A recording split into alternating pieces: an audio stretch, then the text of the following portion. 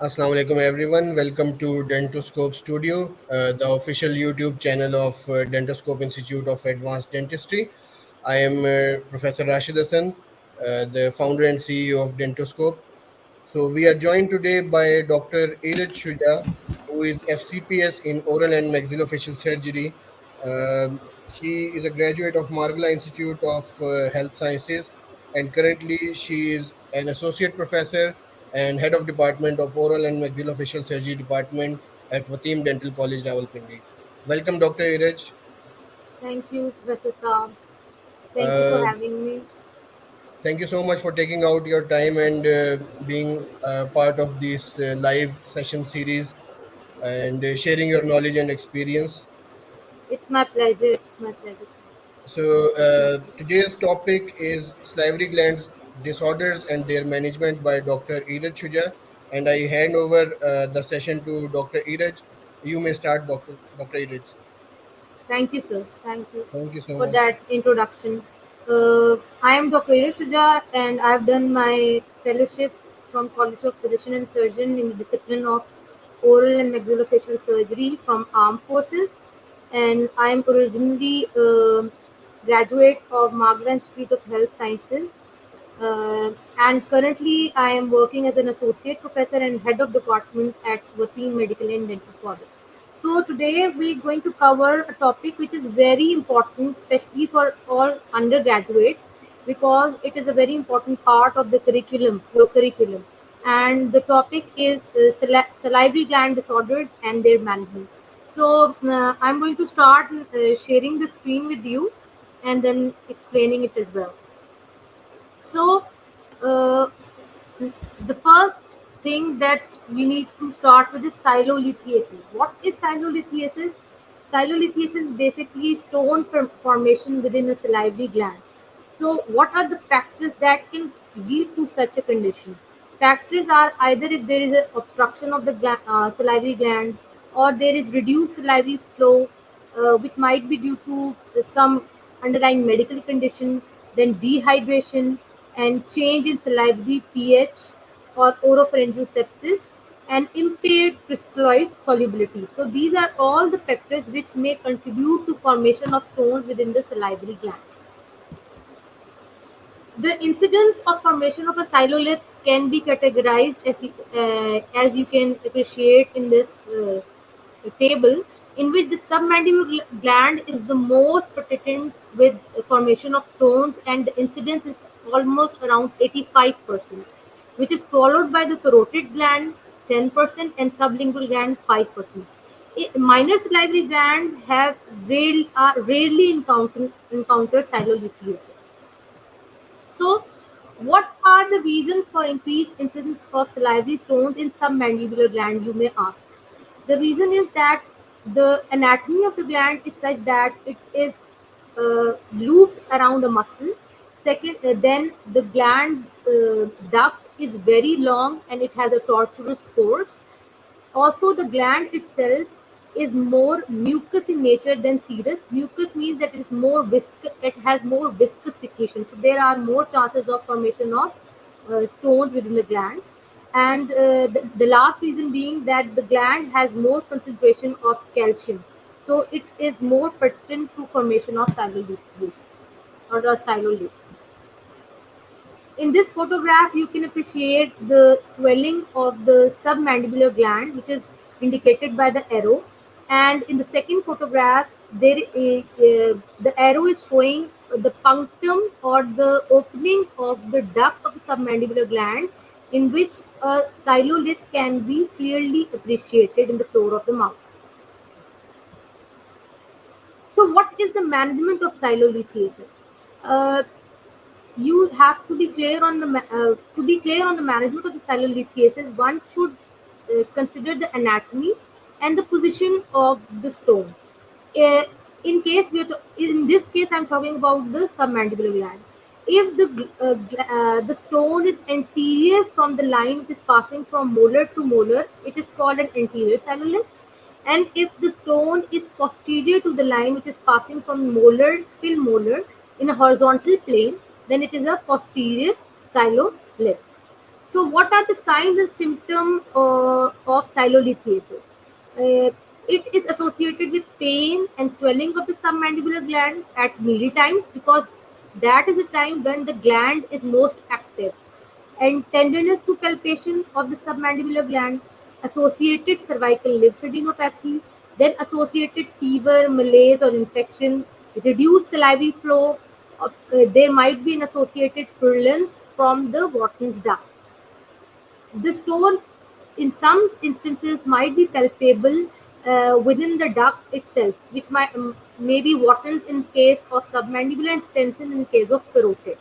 So, the diagnostic radiology which is applicable for this pathology is lower occlusal films, Panorex or OPG, and cone beam CT or cone beam computerized tomography. So treatment, as I was telling you before, depends upon whether the stone is anterior or posterior. If the stone is anterior and it's within the Watson's duct in the floor of the mouth, first you milk the gland and bimanually palpate the gland and try to remove the stone through the duct. Then dilate the Watson ducts with a probe and do not display, but keep in mind that you have to not displace the stone posteriorly. You have to push the stone anteriorly. If this maneuver is pertinent, you just prescribe salivary stimulants, increase water intake, and analgesics for pain. If the stone is posteriorly, that is, the stone is not visualized anteriorly in the floor of the mouth, or if the stone is not visualized anterior to the molar and is posterior, then you have the treatment is surgical removal of the submandibular gland, which is known as silentectomy. So, in that case, you have to refer the patient to an oral and maxillofacial surgeon. So these are the pictorial representation of how you are supposed to open the duct if the stone is anterior. So in this case, the duct is first canalized, and then a longitudinal incision is made within the duct. The stone is identified. A suture is passed posteriorly so that the stone is not does not go posteriorly, and then the stone is removed, and the lining of the duct is then sutured with the surrounding oral mucosa. Why is this done? So that you are creating a bigger opening for the duct, and the saliva can be expressed without any obstruction. The second condition in which the stone is within the posterior, uh, if the stone is posteriorly or if it is within the substance of the gland, then you have to remove the submandibular gland as such, and that is the only solution for uh, combating the condition. In this photograph, the second photograph, the skin and subcutaneous tissue has been raised, and in the third photograph, you can appreciate that the gland is has been removed, and the measurement can be identified with the ruler. So now the next topic after sialolithiasis comes mucocele. Mucocele is a very common condition, and it mostly the location of the mucocele is either the lower lip or the buccal mucosa. Mostly it occurs in a region which are more prone to trauma, like biting, or if there is some sharp injury. These might be the causes of mucocele. So, what is mucocele? What is its pathogenesis?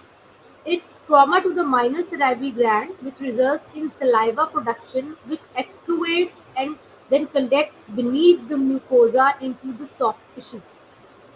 Over time, the secretions accumulate within the tissue, and they might produce a pseudocyst.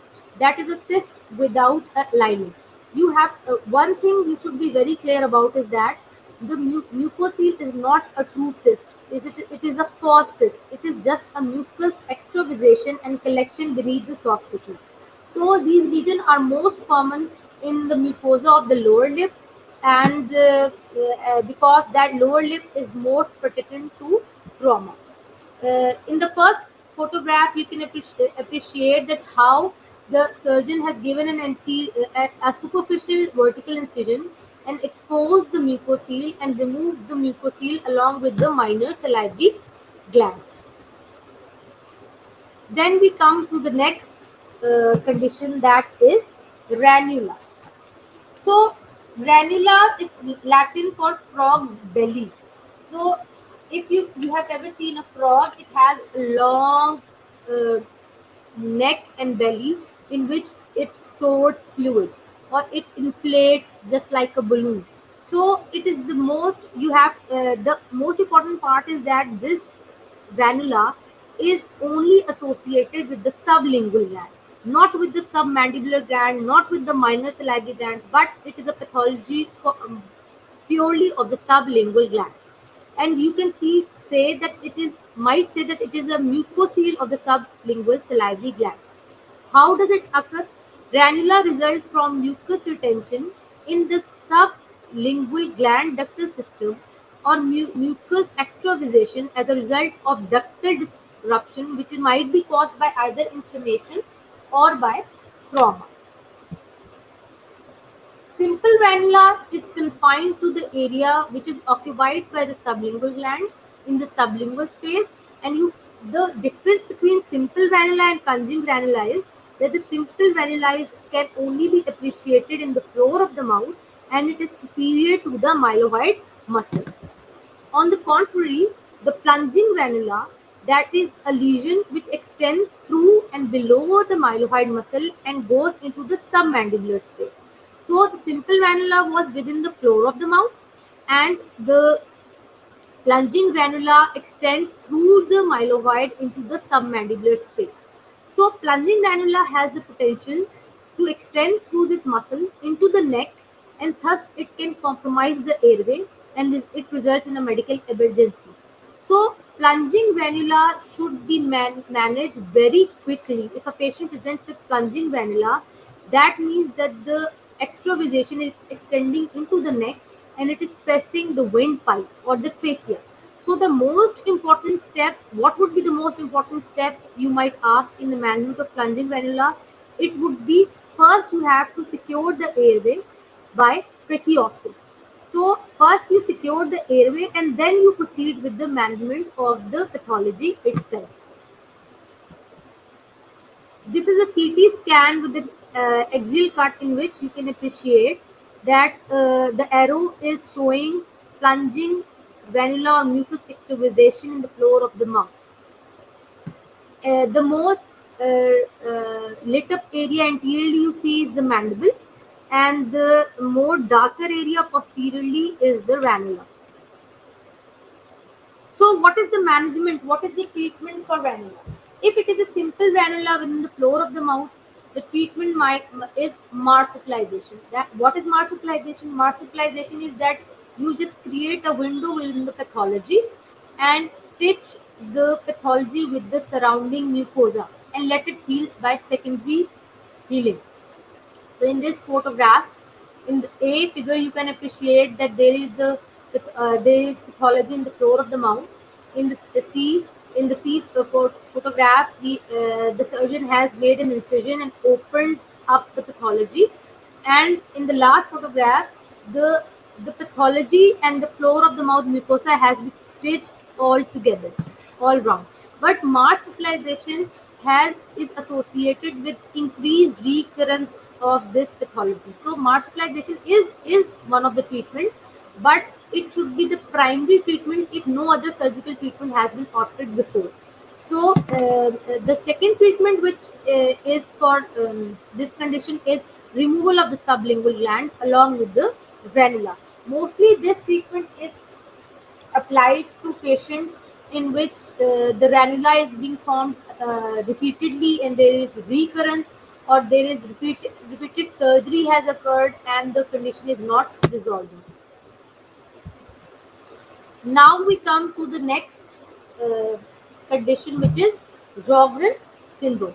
So Sjögren syndrome, what is Sjögren syndrome? Sjögren syndrome, you have to first be clear on this, that it is an autoimmune condition, and there are two types of Sjögren syndrome. That is primary Sjögren syndrome or Sika syndrome, or secondary Sjögren syndrome. Primary Sjögren syndrome is we call Sjögren syndrome to be primary. It doesn't have any associated known pathology, and it is mostly the signs and symptoms are dry mouth, that is xerostonia, keratoconjunctivitis, that are eye signs, and rheumatoid arthritis. Secondary Sjögren syndrome is composed of mostly associated with connective tissue disorders such as rheumatoid arthritis, lupus erythematosus, polyarteritis nodosa, etc. So, what are the signs and symptoms? Patient might have arthritic complaints like if, they might say that they have pain in their joints, wrist joints, elbow joints, in fingers.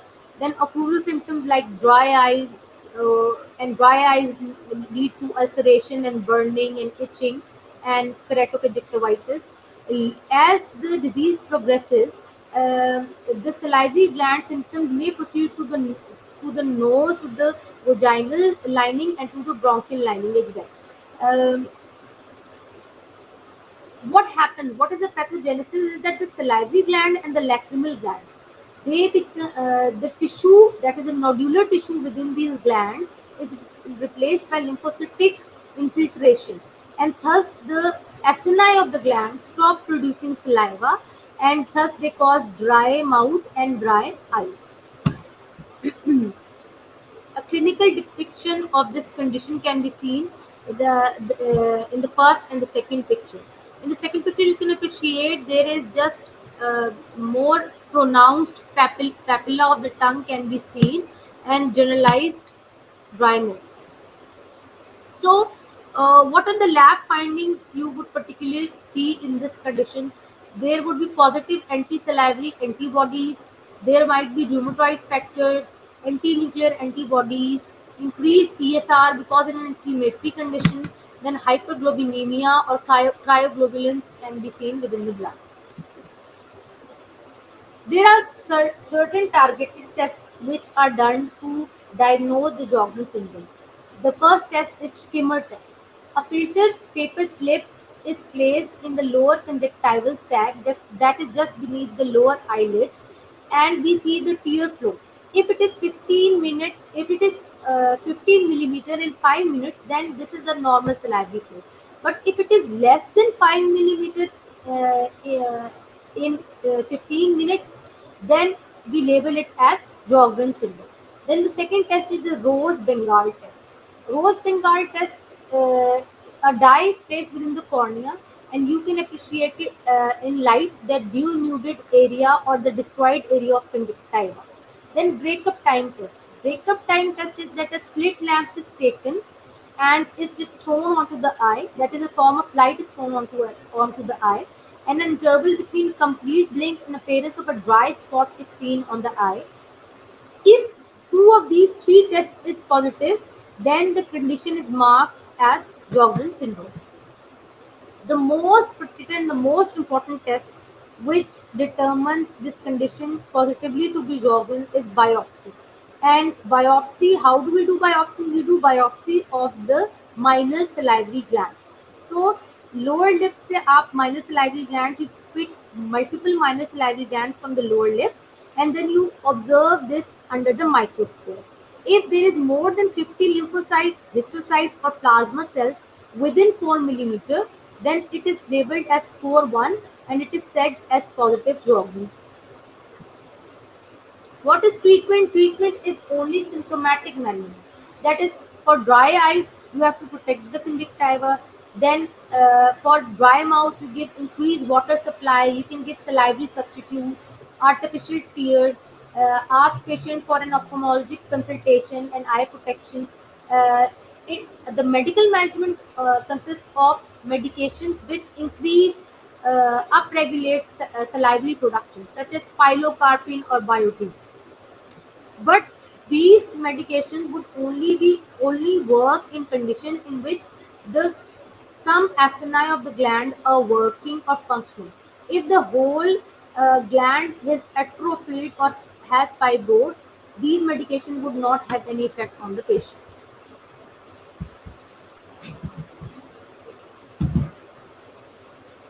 So now we come to the salivary gland neoplasm.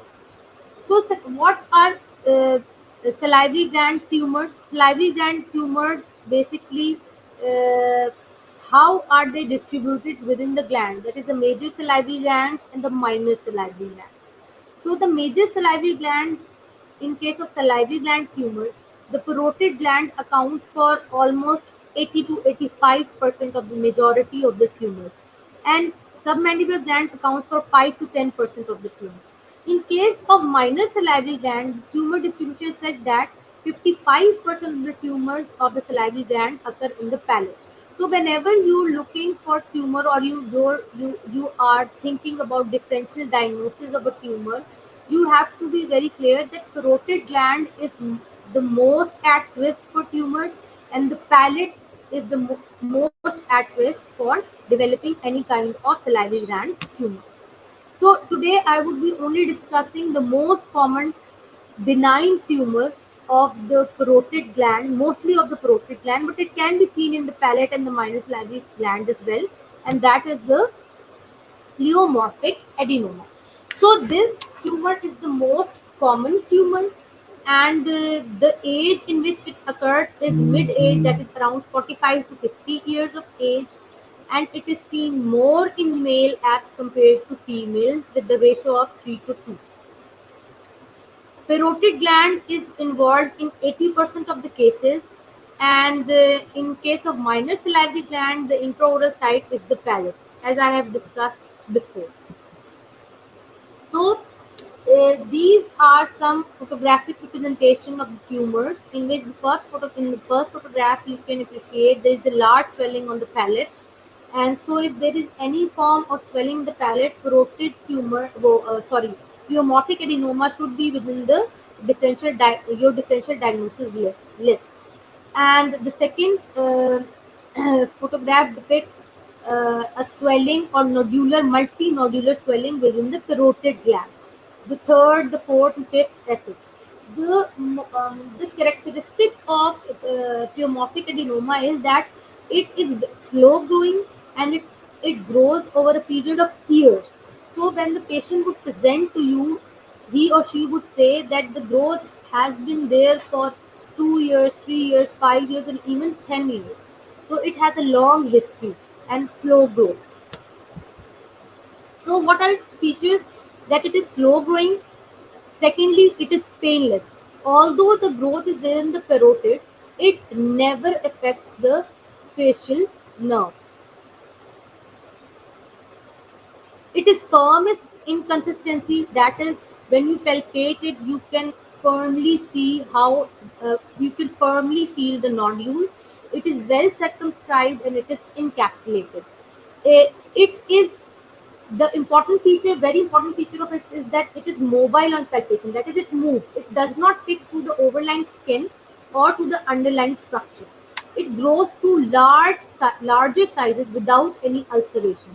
And very importantly, it has no associated lymphadenopathy. That is that the lymph nodes are not enlarged with this condition, and there is no facial paralysis because the nerve, that is the facial nerve which is running through the gland, is not affected at all.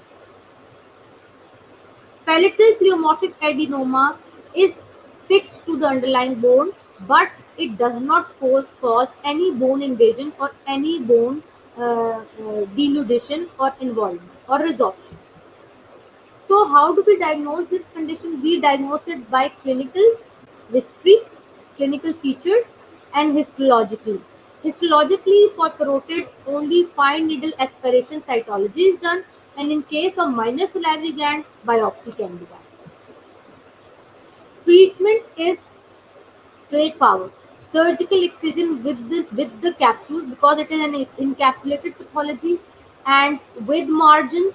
And in case of minor salivary gland, you can do conservative excision. And if it occurs within the submandibular gland, you can go for submandibular gland removal. So with this, I end my presentation and my discussion, and I would hand it over to Dr. Rashid for any further queries or questions. Thank you, Dr. Eruj, for a very elaborated lecture on salivary gland disorders and their management. Um, Let me check for. Well, there is a comment for your lecture by one of the viewer. Thank you very much. So thank you so much, Dr. Eruj. Inshallah, with a new topic, we will come again live regarding Inshallah. surgery or anything else. Thank you so much for your time.